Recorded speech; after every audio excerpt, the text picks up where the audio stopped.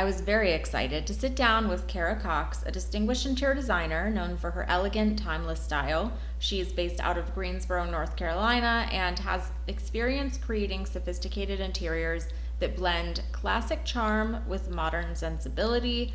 Her work's been featured in numerous prestigious publications, including Traditional Home, Southern Living, and she's collaborated on several high profile show houses.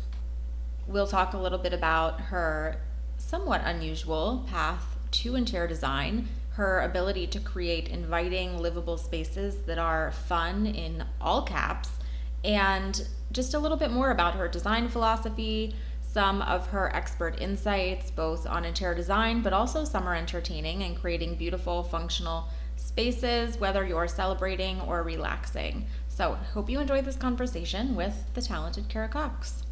Welcome to Grandma's Silver, where tradition meets today. I'm Allie, your host and the founder of the Grand Millennial Lifestyle.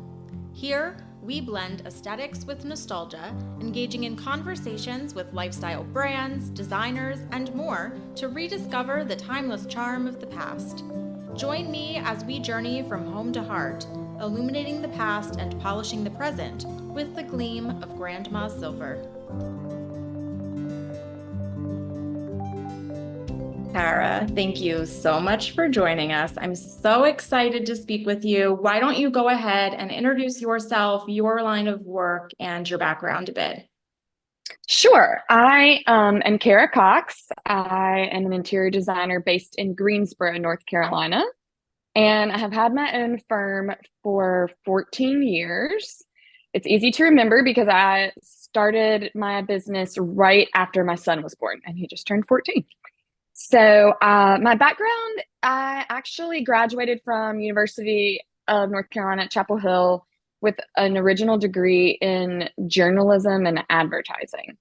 And I thought I was headed for the big city. I moved to New York. I wanted to go into fashion. I worked in the management training program at Saks Fifth Avenue for a year. Absolutely loved it. It was my dream job, but I was dating my now husband at the time, and he had a family business in North Carolina, which ended up bringing me back when we got engaged. And I really struggled for a little bit on what I was going to do in North Carolina. There was not a fashion industry here. That had really been my goal for so long. And I ended up getting a job in fabric purchasing at Klausner Furniture, which was based in the hometown that I grew up in. And so I grew up about 30 minutes outside of High Point, so surrounded by the furniture industry. Furniture market was just something you always heard about. My dad was actually the company doctor for Klausner Furniture while I was growing up. So that was a large industry, in the area where I was raised. And so I went into fabric purchasing, worked there for about a year, and then saw a job opening as an editor for Home Accents Today magazine, which seemed like the perfect marriage of my journalism degree and my interest in trends and the furniture industry. So I went to work there as a product editor for 2 years, got to travel all over the world for different markets, and became very familiar with all of the brands in that home accent world. While I was there, I really realized that instead of writing about the industry, I wanted to be in a more creative role. So when I had my first child, I left Home Accents Today and went back to school for a 2-year interior design degree, and have been in the interiors world ever since. I worked under an incredible designer in Greensboro. Her name was Lindsay Henderson, and she was very under the radar, but had amazing clients, amazing taste. And she was the key really to me being able to start a successful business because she was an amazing mentor. She shared her resources with me. She kind of pushed me out of the nest before I was really ready. I would have happily worked for her for much longer, but that was 2010. The market was, really slow right after the 2008 crash. And so it felt like a good time for me to slowly start my own business while my children were little. She sent me some hand-me-down clients of hers who were maybe her clients' children and they were younger and they didn't have the budgets that, she was working with. And really helped me get off the ground and get started 14 years ago. That's amazing. And I have a handful of offshoot questions based on what you just shared. So Sure. the first is, what was that experience like coming from an enmeshed industry, but a separate industry? So did I have to imagine frankly, both roles, both in the furniture sphere and in more editorial work, have somehow shaped or influenced a bit of your approach or your design philosophy? Do you notice that, or do you have takeaways that you refer back to? Absolutely. And actually, I guess I should go back. Really, my first experience in the furniture industry was the summer after I graduated from high school. My dad made me and my brother both work in a factory. And so I worked in Plasner Furniture's production line for a summer. He told us that that was his lesson in appreciating our education, which it absolutely did. But at 18, I saw the inside workings of a US furniture factory. And I saw how upholstery was made, and I saw how cushions were filled. And, I worked in final finish. So I was clipping the strings off the cushions and fluffing the pillows and inspecting everything before it went out the door. And I think because I really ended up working in every side of the industry before I started my design business, I have a really good understanding of the manufacturing process as well as the vendor side when I was at Home Accents today, and worked so closely with the marketing teams or the PR teams or the owners of so many home accent vendors who now I'm buying from as a buyer. But I do think it gave me amazing sourcing abilities because I was so familiar with the industry as a whole when I started my business. And I would say even when I was a design assistant for Lindsay, I was bringing companies to her attention that she had never purchased from before, because she just wasn't familiar with them. And I think too often designers can get into our, single vision of who our vendors are and who we're going to work with. And I think because of that editorial experience where I was constantly pounding the pavement looking for new companies, new products, what is the latest and greatest, I go to market with an eye for new things. And I'm always searching out new makers, new vendors. I'm also really, really particular about how my upholstery and case goods are made and the quality of goods that I'm selling. So I think it helps to have that understanding of production as well. And, I just think every experience you have helps build on the next phase of your career. And so many people come into interior design sideways. There are actually very few of us in the industry who come straight out of an interior design program at 22 and stay in interior design the rest of our lives. So Yeah. I am really grateful to have had all those other experiences that I now can draw on as I'm designing for people's homes. I really don't hear very many people talking about the furniture side of things. And that is such a big piece of what you do. So It really is. before I dive into this other question, let's talk quickly about sort of your design philosophy and how you describe your work. Sure. So our tagline is fresh, tailored, timeless. And I think that does draw on all of the experiences I've had.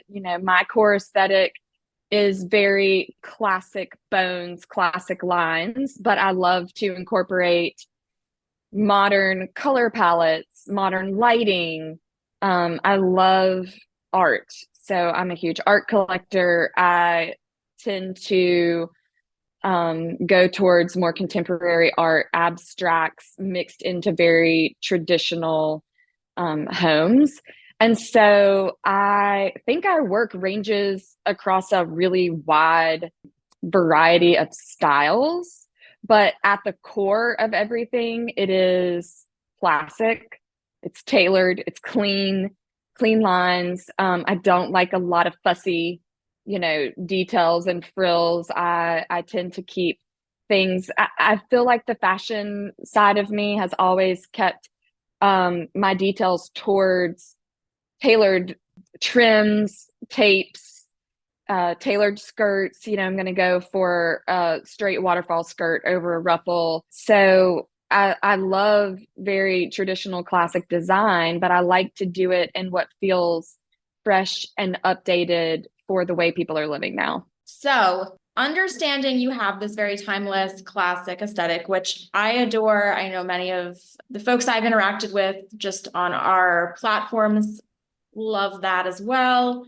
Do you have recommendations, or what are some of your way, because I'm sure many of your clients experience this too. How do you select or pare down or curate a more timeless aesthetic when you're working with, myself included, many of us love vintage pieces, or we have things that are passed down, and sometimes it can, at least for me, I know it can look almost a bit cluttered, not always the most cohesive. So for you, how do you balance maybe a combination of those things to keep it looking fresh? Because that's a really important word, I think, that you brought up, is that sometimes you'll put these things together and it looks a bit museum, Mm-hmm. Mm-hmm. or it looks a little, doesn't look even sometimes livable. It looks a little too so-so. Mm-hmm. You have a way of putting things together really beautifully so that they are both approachable, timeless, they are fresh, they're fun. You use lots of color, but not in a overly punchy in your face, afraid of color. People don't, people get really weird about color. uh, Yeah, they do. so do you have, like, how do you approach that personally? Sure. So, I think it's all about the mix, and I am not afraid to mix eras of furniture, or I'm not afraid to mix super traditional mahogany chest with a more contemporary mid-century lamp. And, I do think some of that just comes down to like innate vision. And some people have that and some people don't. And I do think that's why, if you don't hire an interior designer, because that is our skill. Like, don't ask me to do your accounting, but I can mix your furniture styles. Um, so, I love antiques. I love vintage. I'm a huge vintage collector myself. And my personal home has a really wide range of mixes of different eras of furniture. When I am working with clients who have inherited pieces, I'm also not afraid to paint them or strip down the finish and bleach it, or, recreate a piece from something that they have inherited. So, for instance, we're working with a client right now who inherited quite a bit of furniture from their parents, and it was a little too traditional for their taste. They're remodeling their house with a much more contemporary kitchen and contemporary marbles. And so we took a really like old school console that was heavily carved and gilded, and we painted it black, and we cut the back legs off and made it a wall hung console, and mixed it in an entry with a very contemporary like burgundy marble center table. Sounds so fun. I love that. And so, like, you don't always have to paint furniture white. Like, painting something black makes it so chic. And so I think like we can keep those antiques, and we should be good stewards of the items that our families have owned and are still good quality and well made. Um, you know, Too often these days, I think people are just buying temporary furniture, or they're buying pieces that are not well made and they only last a few years and then they're tossing them out and they're buying something else. I would much rather use an existing piece and reinvent it than buying something inexpensive that's poor quality and isn't going to last. So I just think as a homeowner, or if you're trying to do it yourself, like be open to thinking of how you can re-envision a piece instead of just keeping it in the brown finish. And I'm certainly not opposed to a beautiful brown piece of furniture. I have a handmade walnut dining table that is so classic, and I will probably never change it, but I have crazy funky chairs around my dining table.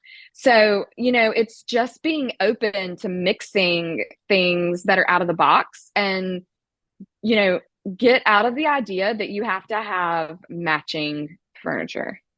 So that I think is like the number one rule to break. Your Mm-hmm. nightstands do not need to match your bed, and they do not need to match your dresser, and your dining chairs do not have to match your table. Yeah. And I think the way to use antiques and vintage pieces is to mix them. Um, and then you're able to keep a really beautiful piece in your home, but it doesn't feel like it was in your grandmother's house. Yes. And it's so funny. I don't know if you watched Schitt's Creek, but as soon as you said that, it made me think of, oh gosh, I forget what his name was, but he had like the Ethan Allen showroom. Like he just bought the whole showroom Right. for his apartment. But it's funny because you can go into people's houses and see it has that feel, which honestly lacks a lot of personality. Hmm. I think it's so much more interesting when you're in a space where things are cohesive and polished and beautifully put together, but there's just it doesn't feel sterile because Right. I think it can sometimes come across a little sterile when you have it's too matchy. I love a room where you have your window treatments, your bedding are all maybe in the same fabric and it matches maybe like your rug. And that Sure. is a different kind of cohesive than perhaps what all the matching furniture and everything's the same color. And it's, Hmm. yeah, Hmm. I'm probably not doing that explanation justice, but I understand No, what you're saying. I think like unfortunately that's the way furniture stores have marketed to the consumer is like they've made it very easy for people to walk in and buy this entire collection off the floor with everything you need and all of it matches. And that's great. That's fine for, some people, but if you're a person who wants personality in your home and you want to find ways to incorporate different styles, don't go that route. Yeah, yeah, agreed. Yeah. Agreed. You, Yeah. before I forget, you mentioned, and this isn't something I've really talked about with anyone before, so I would be curious to hear a little bit from you. You talked about markets, and I know that's maybe not for all, but for many designers, that is a big part of your sourcing and your work. So do you have any that you like are your go-tos that you are always like you're always sure to be at? Sure. Well, obviously High Point Market because I'm based in Greensboro, so we're 30 minutes away. It's so easy for me to spend that week sourcing, um, meeting with our vendors. I think the personal connection that designers make when they go to a trade show is actually more important than seeing new product. I so many of our clients ask us, well, where can I go sit on this piece of furniture? Where can I see it in person? And really, like if you're buying through a designer, you can't. We're customizing everything for you. So we are ordering every piece of upholstery at in a custom fabric with a custom trim.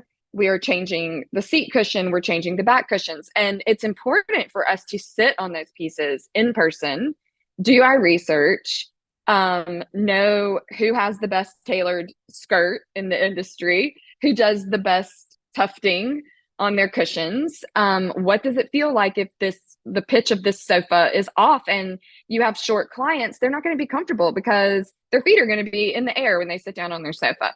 Five, two and a half. Yeah, I know what that's like. right. So I just think that like that is why trade shows are so, so important. And maybe more so for designers who are not in large markets that have showrooms. So, there are a few design centers across the country: Atlanta, New York, DC, Boston, Chicago, LA, San Francisco, Dallas. Big cities have access to showrooms where designers can go and sit on upholstery anytime. But in markets that are smaller, like ours, we cannot do that. And so our one shot at it is during High Point Market. And it always amazes me when I meet designers who say, like, oh, yeah, I've never been to High Point Market.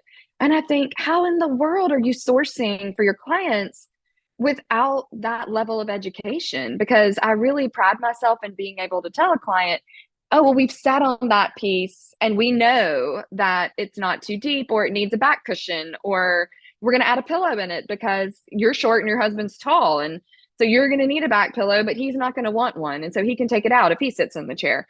These are things that we pay attention to. And if you're not going to trade shows, you just don't have that same level of detail and knowledge about the pieces that you're specifying for people. I used to travel regularly to the New York accessories market, gift show, and Atlanta. Now I tend to do more in High Point. And then I also try to travel internationally at least once a year, if not more. So whether it's going to Maison in Paris or Milan, or even just traveling and going into furniture stores, antique stores, vintage. I like to do a lot of my one of a kind sourcing while I'm traveling. And so I try to work that into our sourcing now as well. But I think it's just because I've grown up in this area. High Point is, to me, the best place to go to see everything and everyone. And it really makes a difference when you can call your rep, or you can call, the president of a company, and they know who you are. And when you have a problem, which happens a lot Yeah. in manufacturing, they put a face with a name. They know that you're a legitimate business. They know how much volume you're doing, and they want to service you. And so I think it's just like any other industry. When you have a personal connection to people, they are more likely to work harder to get things right for you. So I think building those in-person relationships at trade shows are just as important as, sitting on the furniture, testing things out. I also usually go to KBIS at least every other year, if not every year, because we do a lot of kitchen and bath design. And so I think it's really important to stay on top of trends in technology, appliances, plumbing, fixtures. We build a lot of new homes and we do a lot of remodels. And so I think I'm just like a lifelong learner, Mm, and I really like to have information. yeah. And so I always feel more confident making choices for people if I can say, I've seen this in person.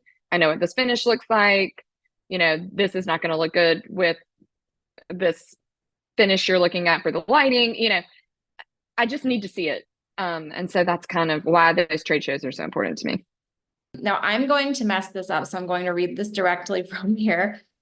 But you judged the, is it the Bean and Stock? Bean and Stock? Being in stock. Bean and Stock, thank you. Furniture Library Interior Design Competition, and launched your own collection, if I'm not mistaken. That's correct. Okay, Yeah. tell me about that and how that came to be, because you kind of became then re-entered the world of furniture. Yeah. So the Being in stock, I've been associated with for several years now. I can't even honestly remember how many years I've been judging. It's a student design competition. And the Being in stock library, for those who don't know, is a resource in High Point. It is the most beautiful building that houses an incredible library of design books. So it's like the Barnes and Noble for just design and architecture books. Wow. And it's open, to the public. You can make an appointment. You can go in and just sit for the day and explore amazing design history books. You can look at pattern books. It's such a great resource that a lot of people don't know is there. And a lot of product designers use that library as a resource as they're designing product lines or fabric patterns. So I had started judging that competition. I've probably been doing it for 6 or 7 years now. And it's so much fun. Students from all over the country who are in design schools submit projects that are residential and commercial. And we get to go through and judge them based on a set of criteria. And I just love seeing the talent that is coming out of all of these different design schools now and the ways that students are using technology. And it's really fascinating. I think it's great as a business owner for us to see what people are doing who are up and coming in the industry and like, oh, maybe we need to brush up on some skills. Look at what, or maybe we need to hire a person with this skill set because we are able to see what is coming out of these design schools that's new and exciting. And then on the other side of that, I launched a product collection with a company named Thompson, which is actually a kitchen and bath line. And so I had not, really gone into the world of product design yet until they approached me. But they are a Mexican American family owned business that is based in Greensboro. And we were connected almost a decade ago by mutual friends in town when my husband and I bought the house that we currently live in. I mean, this is pretty funny, but we've lived here 9 years now. And when we bought it, our daughter was 8, I guess. And she came into the house and she said, "This is the ugliest house I've ever seen. I'm not going to live here." If And I only was she like, knew someone who could take care of that. I said, well, that's exactly why I love it. I see the vision. I know what I can do with this. And so we have like slowly remodeled and added on and touched every surface of this house. And in that process, we remodeled our kitchen and bathrooms. And Thompson came to us and said, "Hey, we would love to work with you on your personal house. Like, do you need hood for your range, or do you need like a cool vanity for your powder room?" And I'm like, yeah, that would be great.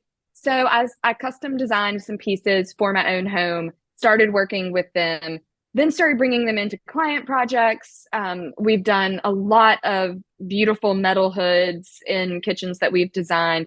They make all their product in Mexico.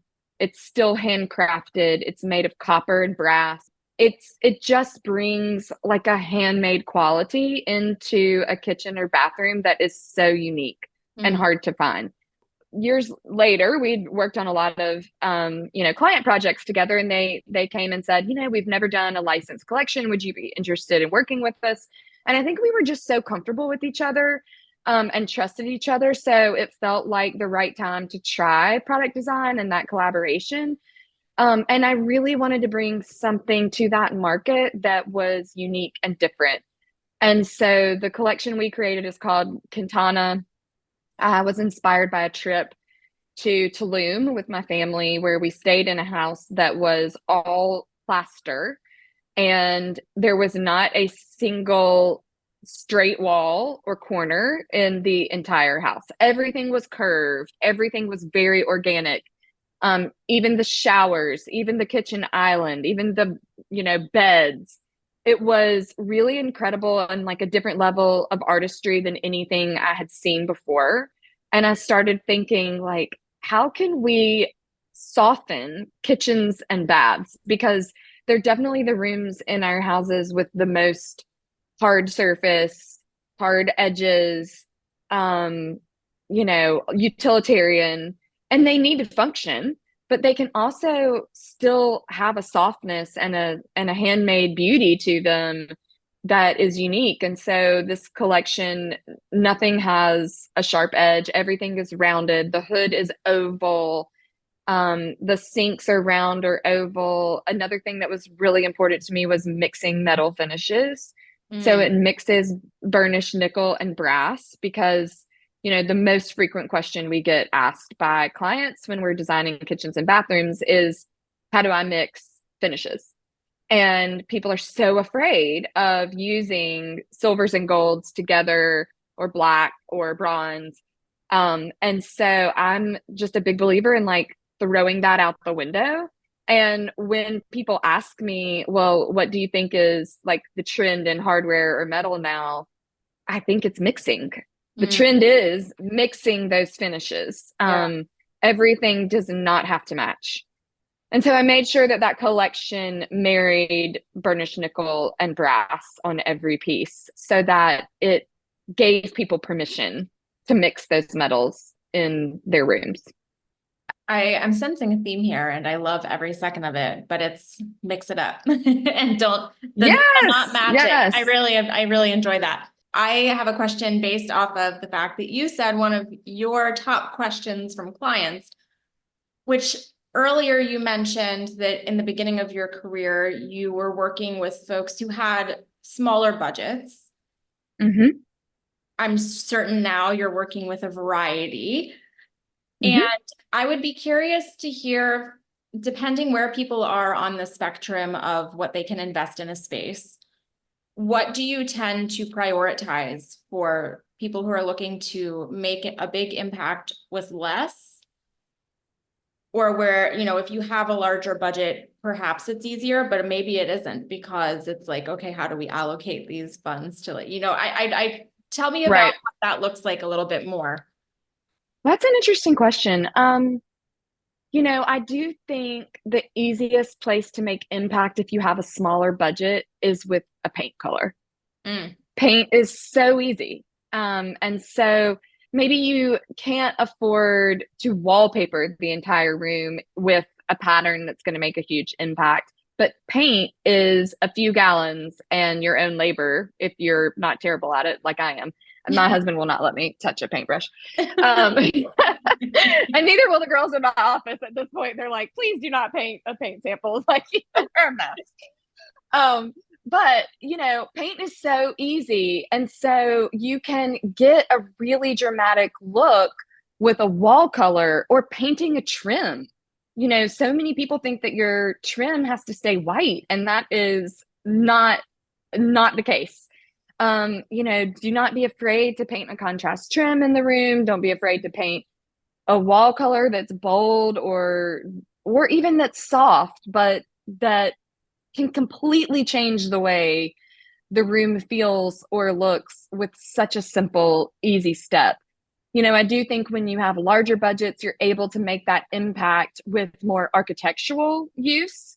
So, maybe then we're lacquering something or we're doing a higher end finish treatment, whereas with a smaller budget, you're painting it in high gloss or semi gloss.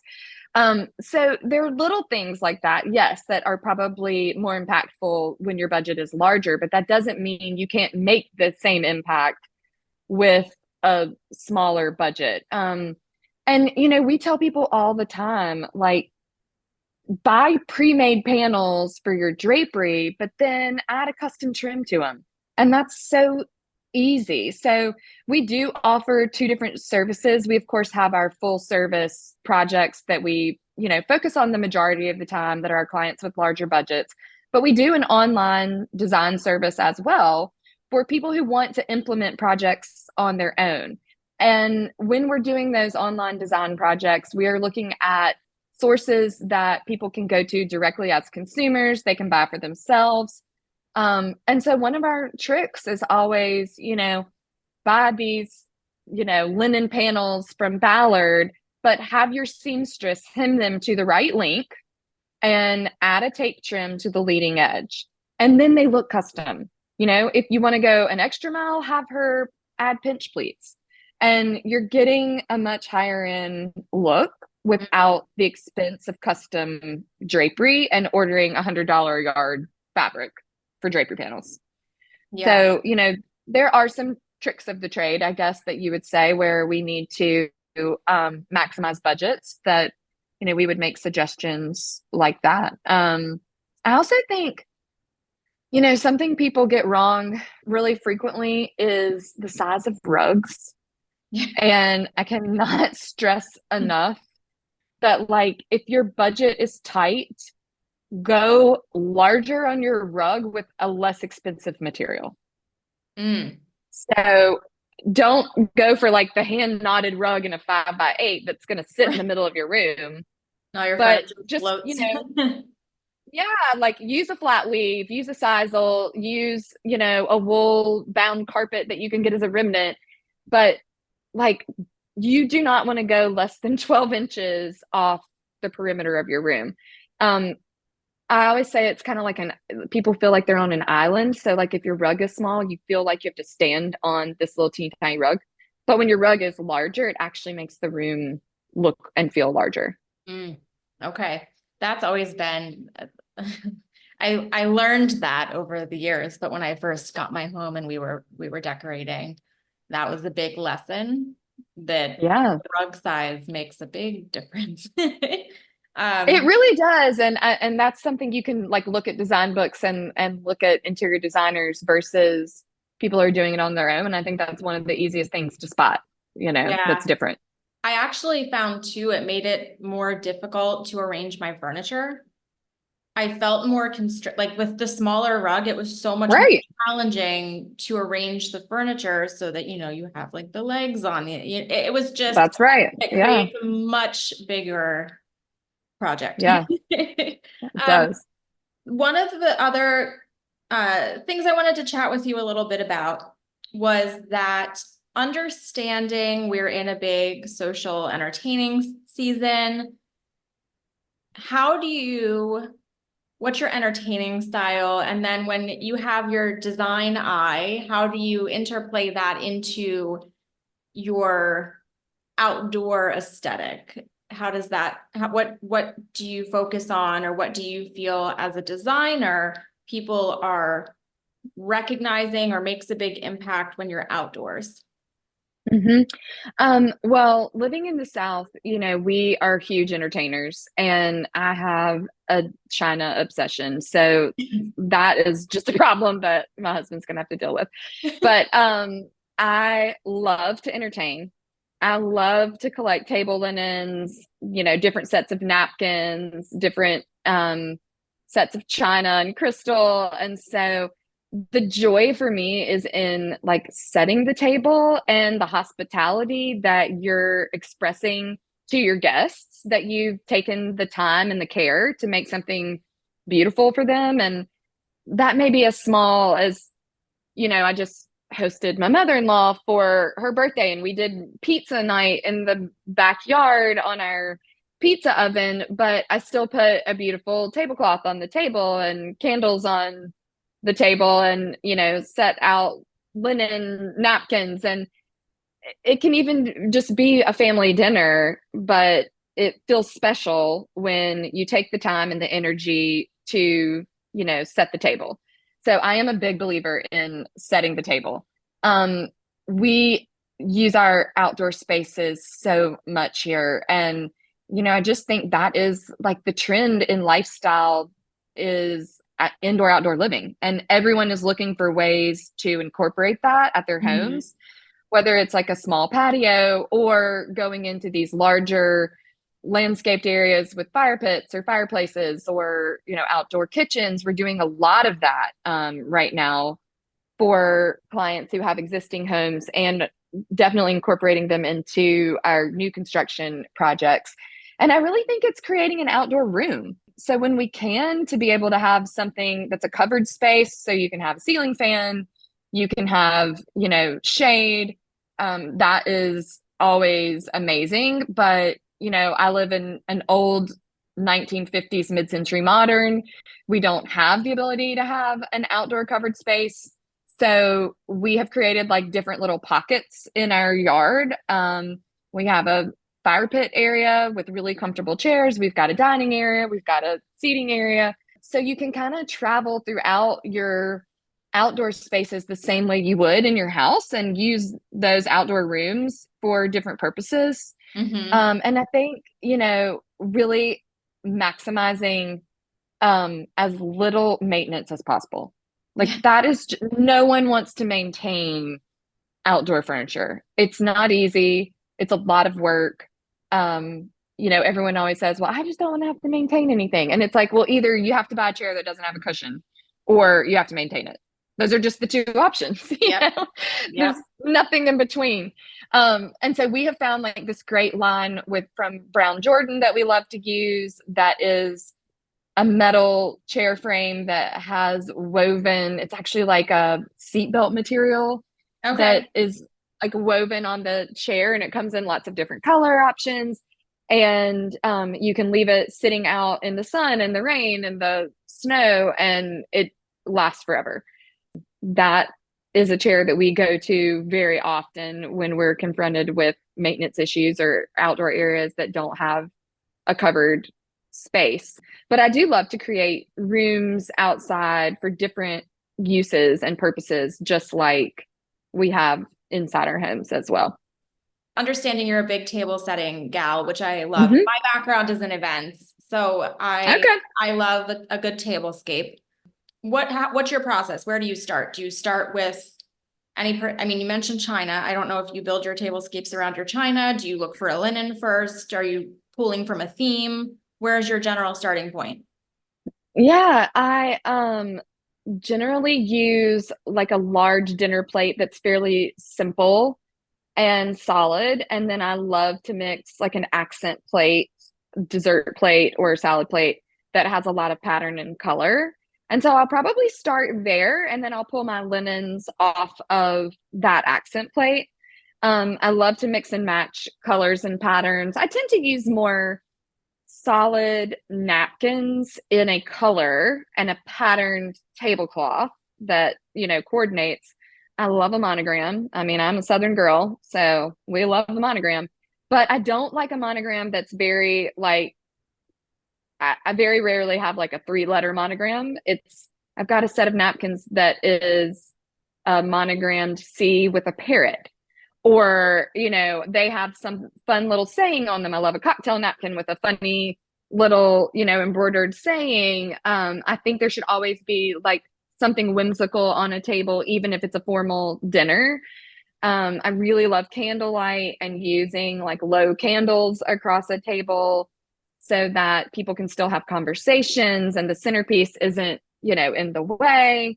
I learned a trick from my florist that I work with all the time, who's amazing, that, he uses a lot of like small vases and small glass candle holders and lines them up like alternating down the length of the center of the table. So I love to use that trick so that the entire length of the table feels decorated instead of just the very middle. Yeah. But yeah, I have collected over it's taken me like almost 5 years to collect a set of opaline vintage glasses.